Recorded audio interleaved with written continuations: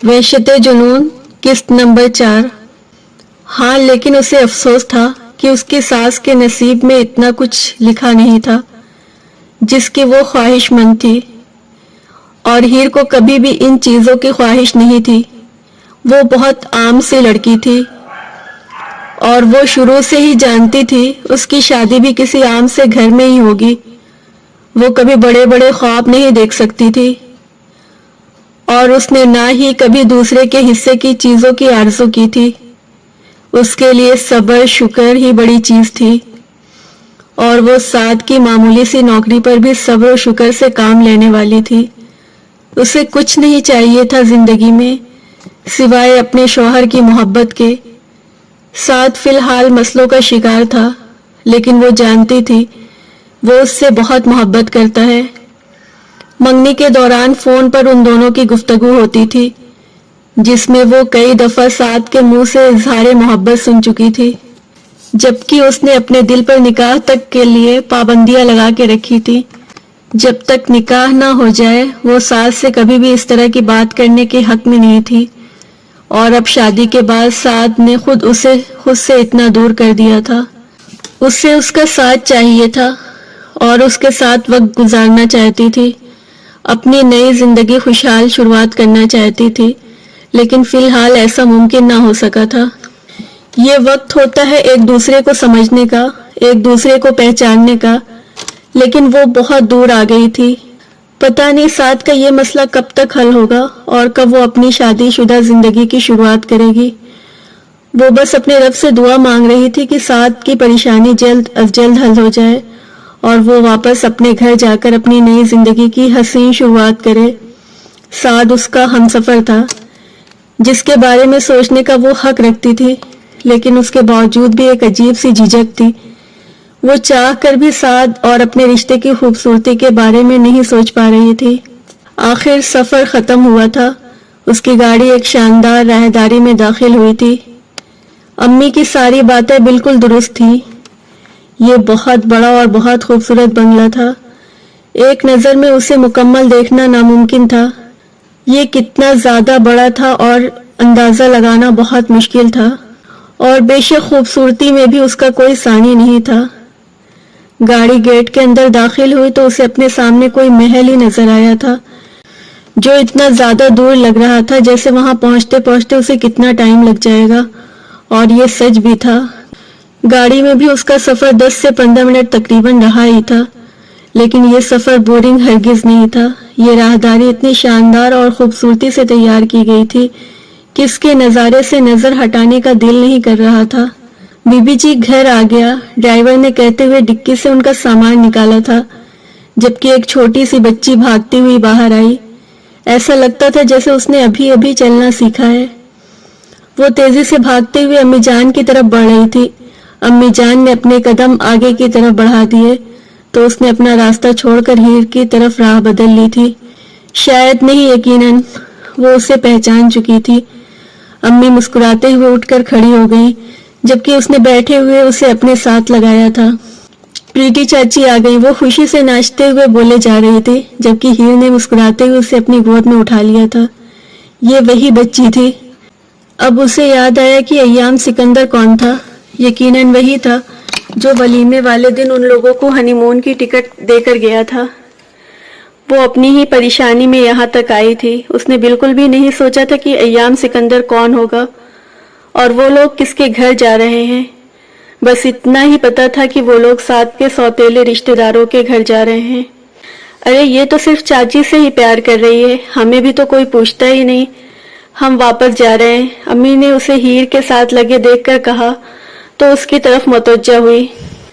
नहीं दादू, आप भी बहुत अच्छी हैं, मैं आपको चॉकलेट दूंगी। उसने उनके तरफ देखते हुए उन्हें बहलाना चाहा था, जबकि उसके मासूमाना अंदाज पर दोनों ही मुस्कुरा दी थी। मुलाजिम के साथ वो अंदर दाखिल हुई। ये घर था या कोई महल, फर्क करना बेहद मुश्किल था। इससे पहले उसने फिल्मों ड्रामों में ही इस कदर हसीन घर नहीं देखा था। उसकी नज़र में अमीर लोग इतने अमीर नहीं हो सकते थे कि इस तरह का आलीशान घर बना सके। सामने से आती दो औरतों ने उन्हें रोककर सलाम किया था। शायद उसकी कोई फैमिली की थी। ان دونوں نے بالکل ایک جیسے کپڑے پہن رکھے تھے، جبکہ ان کے سینے پر رائٹ سائڈ بیگز لگے ہوئے تھے۔ کیسا رہا آپ لوگوں کا سفر؟ آنے میں کوئی پریشانی تو نہیں ہوئی؟ نہ ملازم آپ کو ٹھیک سے لے کر آیا ہے نا؟ وہ ان کے ساتھ چلتی انہیں اوپر کی طرف لے جانے لگی۔ نہیں، کوئی پریشانی نہیں ہوئی، سفر اچھا گزر گیا۔ باقی تو ایام نے سب کچھ بتا ہی دیا ہوگا، آپ لوگوں کو امی ان کے ساتھ ساتھ چلتے ہوئے بتا رہی تھی، جبکہ وہ بہت فارمل انداز میں بات کر رہی تھی۔ فیملی کے لوگ یقیناً اس طرح سے تو ایک دوسرے سے نہیں ملتے ہوں گے۔ ان لوگوں نے آ کر صرف ان سے ہاتھ ملایا تھا، شاید وہ لوگ ان کے یہاں آنے پر خوش نہیں ہوئی تھی۔ یس میم، سر نے ہمیں بتا دیا کہ آپ لوگ آنے والے ہیں۔ ہم پوری کوشش کریں گے کہ آپ یہاں پر کسی طرح کی کوئی تکلیف نہ اٹھانی پڑے۔ آپ لوگ فریش ہو جائیں، تب تک ہم آپ لوگوں کے لیے کھانے کا انتظام کرتے ہیں۔ اگر کسی بھی چیز کی ضرورت ہو تو بتا دیجیے گا، میں آ جاؤں گی۔ وہ پروفیشنل انداز میں بولتی اسے ایک سیکنڈ میں بتا چکی تھی وہ کوئی رشتہ دار وغیرہ نہیں، بلکہ ان کے گھر کی ملازمہ ہے۔ اگر کسی ماسی یا ملازمہ کا ذکر کیا جائے تو اس کے ذہن میں اس طرح کا نقش بھی نہیں بن سکتا تھا۔ کتنی اعلیٰ ڈریسنگ اور اتنا پروفیشنل پڑھا لکھا انداز کسی کام والے کا تو نہیں ہو سکتا تھا۔ آپ لوگ یہاں پر کام کرتے ہیں؟ وہ ان کی طرف دیکھتے ہوئے سوال کرنے لگی۔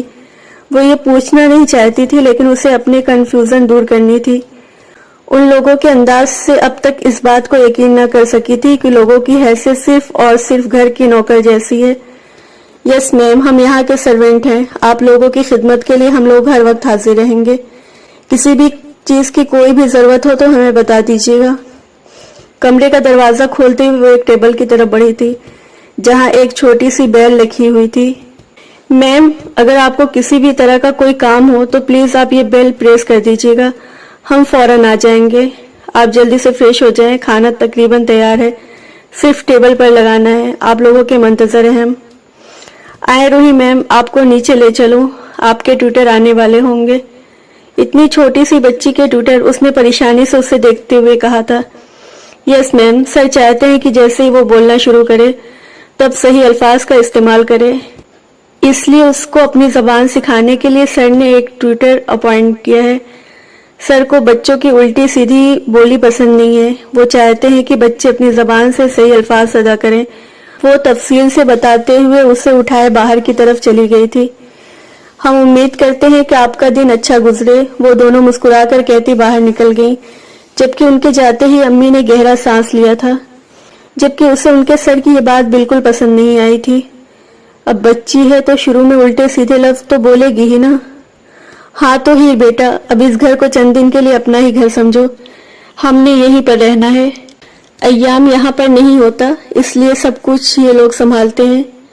تم نہا کر فریش ہو جاؤ، پھر کھانا کھاتے ہیں، مجھے تو بڑی بھوک لگی ہے، وہ فریش ہونے کے لیے جاتے ہوئے اس سے کہہ رہی تھی، جبکہ وہ خاموشی سے بیگ سے اپنے کپڑے نکالنے لگی۔ کھانے کی میز پر ہر طرح کے کھانے پیش کیے گئے تھے، وہ سمجھ ہی نہیں پا رہی تھی کہ وہ کس چیز سے شروع کریں۔ اتنی ساری ویرائٹیز کے کھانے تو شاید ہی کسی کے ولیمے پر بھی ملتے ہوں گے، یقیناً ان کے لیے اسپیشل اہتمام کیا گیا تھا۔ یہ لوگ بہت مہمان نواز تھے۔ یہاں آنے کے تھوڑی ہی دیر بعد اسے پتہ چلا کہ امی جان بھی یہاں پہلی بار ہی آئی ہوئی تھی۔ انہیں بھی کوئی خاص اندازہ نہ تھا کہ یہ سب کچھ اتنا زیادہ شاندار ہونے والا ہے۔ انہیں یہ تو معلوم تھا کہ ایام بہت زیادہ زمین و جائیداد کا مالک ہے، لیکن یہ سب کچھ انہیں دیکھنے کو آج ہی ملا تھا، جبکہ گاڑی میں ان کی حسرت بھرے انداز پہ اسے لگا تھا کہ وہ یہاں کافی بار آئی تھی، اور اس مہمان نوازی کا انداز انہیں بھی نہیں تھا۔ یہاں آ کر وہ خود بھی ہکا بکا رہ گئی تھی۔ امی، کیا یہ سب ہمارے لیے بنایا گیا ہے؟ وہ پریشانی سے انہیں دیکھتے ہوئے کہنے لگی تھی۔ لگتا تو ایسا ہی ہے، تم پریشان مت ہو، کھانا کھاؤ اور چل کر تھوڑی دیر آرام کر لو، اس کے بعد ایام شام تک آ جائے گا تو اس سے ملاقات کریں گے۔ باقی جب تک یہاں ہے ٹھیک سے رہتے ہیں، پھر تو ویسے ہی ہمیں واپس چلے جانا ہے۔ ساتھ کے بارے میں سوچ سوچ کر پریشان نہ ہو۔ اب بس اسے ان سب چیزوں کے بارے میں سوچنے کے لیے منع کر رہی تھی، لیکن وہ کیسے نہ سوچتی، یہ سب کچھ بہت عجیب تھا اس کے لیے۔ اس نے کبھی زندگی میں سب کچھ دیکھا ہی نہیں تھا، پتہ نہیں کتنے دن تک انہیں یہاں رہنا تھا۔ پریٹی چاچی، آپ یہ کھاؤ، یہ بہت یمی ہے، یہ روحی کا فیوریٹ ہے۔ وہ نہ جانے کیا اٹھا کر اس کے لبوں کے قریب لے آئی تھی۔ اس کے ننھے ننھے ہاتھوں سے اپنے منہ میں اس چیز کو لے کر بے ساختہ مسکرا دی تھی، کیونکہ وہ بہت میٹھا اور مزیدار تھا۔ واہ، تو سچ میں بہت یمی ہے، روحی کی چوائس تو کمال کی ہے۔ اس نے مسکراتے ہوئے چٹا چٹ روحی کے دونوں گالوں کو چوما جس پر وہ مسکرا دی تھی۔ چاچی آپ ہمیشہ کے لیے یہی رک جاؤ میرے پاس، میں آپ کو روز ایسی مزے مزے کی ڈش کھانے کے لیے دوں گی۔ وہ اسے بہلانے کی کوشش کر رہی تھی جبکہ اس کے انداز پر مسکرا دی تھی۔ کیوں بیٹا، آپ کی ماں کہاں ہے؟ اس نے بے ساختہ ہی پوچھ لیا۔ ماما کیا ہوتا ہے؟ اس کا انداز معصومیت لیے ہوئے تھا جبکہ اس کے سوال پر وہ پریشان ہو گئی تھی۔ وہ اس کے سوال کا کیا جواب دے بھلا؟ ارے کیوں بچی کو کنفیوز کر رہی ہو؟ ایام نے منع کر رکھا ہے نا، وہ خود کبھی اس کی ماں کا نام نہیں لیتا ہے اور نہ ہی اس گھر میں رہنے والے ملازم لیتے ہیں، اس لیے تم بھی یہ ذکر دوبارہ مت کرنا، اس کی ساس نے اسے ٹوکتے ہوئے کہا تھا، جبکہ بچی اب تک اس کا چہرہ ہی دیکھ رہی تھی۔ شاید وہ اس سے جواب کی امید رکھتی تھی جب اچانک کسی کی گمبھیر آواز میں سلام گونجا۔ اس نے فوراً دوپٹہ ٹھیک کیا تھا جبکہ پھر روحی بھاگتے ہوئے دروازے کی طرف بڑھی تھی جس کے لیے وہ دونوں باہیں پھیلائے مسکرا رہا تھا۔ بابا جانی، یہ مما کیا ہوتا ہے؟ چاچی کہہ رہی تھی کہ آپ کی مما کدھر ہے؟ اس نے ہیر کا پوچھا ہوا سوال اس کے سامنے دہرایا تو وہ نگاہیں جھکا گئی، کیونکہ ابھی ابھی اس کی ساس نے منع کیا تھا، اسے روحی سے ایسی امید ہرگز نہیں تھی۔ بیٹا آپ کی مما ہے ہی نہیں، جیسے آپ کے بابا جانی کی کوئی بہن نہیں ہے تو آپ کی پھوپھو نہیں، جیسے آپ کے بابا جانی کے بابا نہیں ہیں تو آپ کے دادا نہیں، بالکل ویسے ہی آپ کی مما بھی نہیں ہے۔ اس نے اس کی معصومیت کو مد نظر رکھتے ہوئے سمجھایا تھا اور پھر آخر امی جان سے ان کا حال پوچھنے لگا۔ اللہ کا شکر ہے بیٹا، ہم تو خیریت سے یہاں پہنچ آئے ہیں۔ تمہیں سعد نے بتا ہی دیا ہوگا ہم آنے والی اس مصیبت کے بارے میں، اب تمہیں ہم کیا بتائیں؟ اصل میں وہ… جی چاچی جان، لیکن سعد نے مجھے بس اتنا ہی بتایا ہے کہ سعد کی مسز علاقہ دیکھنا چاہتی ہیں، اس لیے وہ اسے یہاں بھیج رہا ہے اور خود اپنے کام کے سلسلے میں کچھ دن کے لیے باہر جانے والا ہے۔ اس نے مجھے کسی مصیبت یا پریشانی کے بارے میں نہیں بتایا، وہ ان کی بات کاٹتے ہوئے بولا تھا، جبکہ چاچی کی تو آنکھیں پھیل گئی، مطلب ان کے بیٹے نے آدھی ادھوری بات بتا رکھی تھی۔ ارے ہاں بیٹا، اصل میں وہ چلا گیا کام کے سلسلے میں کہیں باہر، تو پہلے تو ہم نے سوچا کہ ہم دونوں ماں بیٹی گھر پر ہی رہ لیں گے، لیکن پھر اس نے کہا کہ اسے علاقہ دیکھنے کا شوق ہے۔ یہی تو دن ہوتے ہیں گھومنے پھرنے کے، اس کے شوہر کو تو کوئی ہوش ہی نہیں، چلا گیا کام کے چکر میں، اس لیے بیوی کی کوئی اہمیت ہی نہیں، تو میں نے سوچا میں ہی لے آتی ہوں، انہوں نے بڑی مشکل سے بات بناتے ہوئے کہا تھا، جس پر وہ سر ہلا کر مسکرا دیا۔ جی جی چاچی جان، آپ کا ہی گھر ہے، آپ جب تک چاہے یہاں رہ سکتے ہیں، نوکر آپ کی خدمت میں ہر وقت حاضر رہیں گے، کسی بھی چیز کی ضرورت ہو تو ضرور بتائیے گا، میں نے ڈرائیور کو کہہ دیا ہے، وہ آپ کو گھمانے لے جائے گا، آپ لوگ جہاں چاہے جا سکتے ہیں، آپ کو یہاں دیکھنے کے لیے بہت سارے تاریخی مقامات ملیں گے، یقیناً آپ لوگوں کے لیے کافی لطف اندوز ہوں گے۔ میں پوری کوشش کروں گا آپ کی مہمانداری کرنے کی، لیکن پھر بھی اگر مجھ سے کوئی کمی بیشتی ہو گئی تو معاف کر دیجیے گا، میں ذرا مصروف ہوں ان دنوں پارٹی کے کاموں میں۔ اس نے ہیر کی طرف دیکھتے ہوئے کچھ بھی نہیں کہا تھا، اس کی ساری باتیں چاچی سے ہی ہو رہی تھی، جبکہ وہ سر جھکائے کھانا کھانے میں مصروف تھی، صرف اسے سن رہی تھی۔ اس کا انداز بہت گہرا تھا، ایسا لگتا تھا جیسے اس نے زندگی میں بہت سارے امتحانوں کا سامنا کیا ہے، جیسے بہت کچھ دیکھا ہے، سمجھا ہے، جانا ہے۔ اسے دیکھ کر لگتا تھا کہ وہ زندگی کے ہر پہلو سے واقف ہے۔ اس کی بیٹی اپنی ماں کے وجود سے واقف نہ تھی، جس کا مطلب صاف تھا یقیناً اس کی طلاق ہو چکی تھی یا پھر اس کی بیوی اس دنیا میں ہی نہیں تھی، لیکن اگر وہ مر چکی ہوتی تو کہیں نہ کہیں اس کی یادوں میں زندہ ہوتی۔ اس کے وجود کو ہی اس کی بیٹی اس کی نظروں سے دور کر دیا گیا تھا، مطلب صاف تھا اس کی طلاق ہو چکی تھی۔ روحی سارا دن یہاں اکیلے گھر پر ہی رہتی ہے کیا؟ چاچی جان نے اسے دیکھتے ہوئے سوال کیا۔ نہیں، اکیلے تو نہیں ہوتی چاچی جان، سارا دن ملازم اس کے آس پاس ہی ہوتے ہیں اور پھر شام کو میں بھی آ جاتا ہوں۔ میں سوچ رہا ہوں کہ مزید 2-3 مہینوں میں اسے کسی اچھے اسکول میں ایڈمیشن دلوا دوں۔ مزید 3 ماہ میں یہ 2 سال کی ہو جائے گی، یہی عمر ہے سیکھنے کی، سمجھنے کی، اور ماشاءاللہ یہ ہے بھی بہت اچھی طرح سے، غور کر رہی ہے۔ روحی میری جان، اسکول جانا ہے نا؟ آپ نے، وہ اسے گود میں بٹھائے پوچھنے لگا تھا، اور اس کے سوال پر اس نے زور زور ہاں میں سر ہلایا تھا۔ یس بابا جانی، میں ٹوٹی دونوں اسکول جائیں گے، اس نے اپنے ہاتھ میں موجود اپنی ٹوٹی کو دیکھتے ہوئے کہا تھا۔ بس پھر دیکھا آپ نے، میری بیٹی تیار ہے اسکول جانے کے لیے۔ اس نے اس کے بالوں کو پیچھے کرتے ہوئے اس سے کہا تو وہ مسکرا دی تھی، جبکہ ہیر مسکرا بھی نہ سکی تھی۔ اتنی چھوٹی سی بچی کو اسکول بھیجنے کے بارے میں وہ سوچ بھی کیسے سکتا تھا؟ وہ بہت چھوٹی سی تھی، ابھی اسے سمجھ ہی کیا تھی، اسکول اتنے چھوٹے بچے کے لیے بوجھ تھا۔ 3 سال یہ عمر اس کی نظروں میں کسی بھی بچے کے اسکول بھیجنے کے لیے بالکل صحیح نہیں تھی، لیکن 2 سال اور 2 سال کی بھی نہیں تھی۔ وہ سارا دن اسکول کیسے رہے گی انجان لوگوں کے بیچ؟ اسے بھی وقت چاہیے۔ وہ بولنا نہیں چاہتی تھی، لیکن پھر بھی نہ جانے کیسے اس کی زبان میں حرکت ہوئی۔ نہیں، انجان لوگ نہیں ہوں گے، وہاں مستانیاں ہوں گی، اس نے پیچھے کھڑی ملازمہ کو دیکھتے ہوئے کہا، جو انہیں ان کے روم تک چھوڑ کر آئی تھی۔ اس کے کہنے پر وہ مسکرا کر رہ گئی تھی۔ اسکول والے میرا نہیں خیال کہ کسی بچے کے ساتھ آنے دیتے ہیں، اس نے کنفیوز ہوتے ہوئے کہا تھا۔ جس اسکول میں میری بیٹی جائے گی وہاں اس کے ملازم اس کے ساتھ جائیں گے۔ میں اپنی بیٹی کو کسی دوسرے تیسرے کے آسرے پر نہیں چھوڑ سکتا، یہ انہی لوگوں کے ساتھ رہے گی جن کی اسے عادت ہے۔ وہ بے فکر انداز میں بولا، جبکہ اس کی بات کا مطلب وہ سمجھ گئی تھی۔ وہ اسے کسی ایسے اسکول میں ایڈمیشن دلوانے والا تھا جس میں اس کے ملازم ہر وقت اس کی بچی کے ساتھ رہیں۔ اس نے نوٹ کیا تھا کہ اس گھر کے ملازموں کا رویہ روحی کے ساتھ بھی بہت ہی زیادہ محبت بھرا تھا۔ یہ لوگ ہر وقت روحی کے آگے پیچھے بھاگتے رہتے تھے، ایک لمحے کے لیے بھی اسے اکیلا نہیں چھوڑتے تھے۔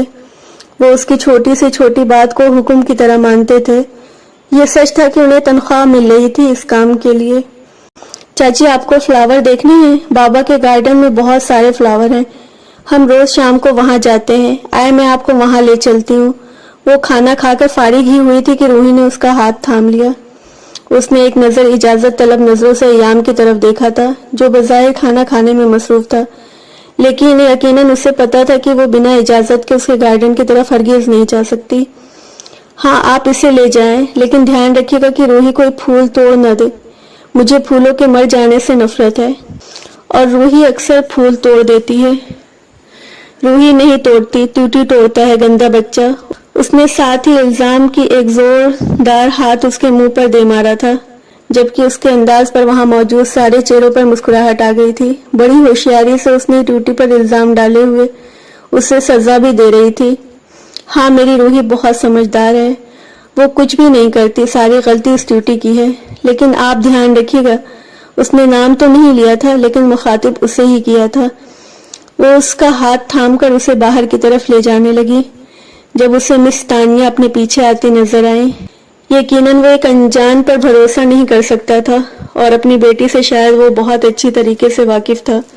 سوری، سر نے کہا ہے کہ روحی کا ٹوٹی بہت زیادہ شرارتی ہے، آپ اس کے ساتھ جائیں، اس لیے مجھے آپ کے پیچھے آنا پڑا۔ وہ اس کے پیچھے مڑ کر دیکھنے پر مسکراتے ہوئے بولی تھی، جبکہ روحی نے ایک بار پھر سے ٹوٹی کو گھور کر دیکھا تھا، جیسے اسے اس کی غلطی کا احساس دلا رہی ہو۔ باغ بے حد خوبصورت تھا، یہاں ہر نسل ہر رنگ کے پودے موجود تھے، ہر رنگ کے پھولوں سے بھرے ہوئے۔ اس باغ میں جہاں جہاں نظر دوڑائی وہاں ہر طرف پودا اسے نظر آ رہا تھا۔ یہ اتنی خوبصورت جگہ تھی کہ وہ چاہنے کے باوجود اس پر نگاہیں نہیں ہٹا پا رہی تھی۔ آج سے پہلے اس نے اتنی خوبصورتی کہیں پر نہیں دیکھی تھی۔